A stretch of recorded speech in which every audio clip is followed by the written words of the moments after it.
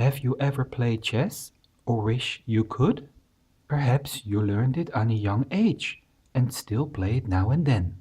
You might thinking picking up that chessboard right now. Chess is for every age and can be played everywhere. There is nothing better than playing chess in the park with a nice summer breeze. Just relaxing and thinking about your next move. Or are you someone who's more competitive? Reading chess books, for example, or participate in chess tournaments. It all depends on who you are and how much you love chess. Here are the top 5 chess players who said or did some crazy and bizarre things. Number 5. Kherson Ilyumchinov. Kherson Ilyumchinov is a businessman and politician. Since 1995, he has been president of the World Chess Federation, FIDE, the Fédération Internationale des Échecs. In June 2011, he visited the Libyan dictator Muammar Gaddafi in Tripoli during the Libyan civil war. The global chess condemned his actions and saw it as a public relations coup for the dictator himself. He was placed on a US sanctions list for alleged business dealings with the Syrian regime. The Russian President Vladimir Putin was not pleased at all with this sanction. The game itself was a mismatch, by the way. The dictator had to be prompted on how to move the pieces on the board. Kherson Ilyumchinov believes chess is brought to Earth by aliens. He also claims he was abducted by them in 1997 and have traveled in their spaceship throughout the galaxy.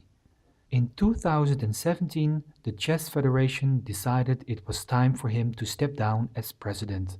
He disagreed and denied it on Russian television. He accused the United States of a plot against him. Perhaps he can ask his alien friends to help him out? Number 4. Alexander Alekhine. Alexander Alekhine was a Russian and French chess player and the 4th world chess champion. He is widely considered to be one of the greatest chess players of all time. By the age of 22, Alekhine was already among the strongest chess players in the world. Probably due to the quick high rise of his chess abilities, he appeared several times drunk on tournaments. He also relieved himself on the floor while playing chess. Some people said it was a strategy against his opponent. What would you do when someone peed in public? Number 3. Carlos Thor. Carlos Thor first came to international attention when he attended the Great New York 1924 chess tournament and impressed both the American and European grandmasters with the high quality of his speed chess. He was awarded the Grandmaster title in 1977. Sadly, his career was cut short by mental illness. He was obsessed with pineapple sundaes. He would eat several a day, sometimes more than 10. He also had somewhat of an affinity for being naked. He was arrested once in New York for running completely naked. Thor was also once riding a bus filled with passengers and decided it would be a good idea to take off all of his clothes while in transit. Perhaps he felt more comfortable without any clothes? Number 2. Wilhelm Steinitz. Wilhelm Steinitz was an Austrian and later American chess master, and the first undisputed world chess champion. Steinitz was unbeaten in match play for 32 years. He began to have illusions that he could talk on the phone without using a wire, and waiting for a response through his invisible hearing aid.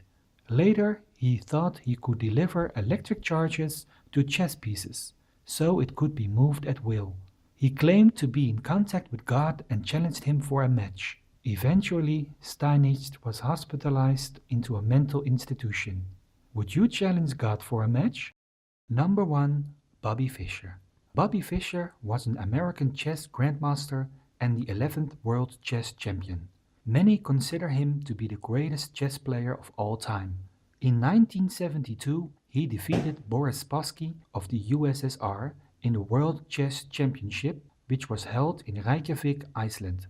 A couple of years later, he became reclusive, disappearing from both competitive chess and the public eye.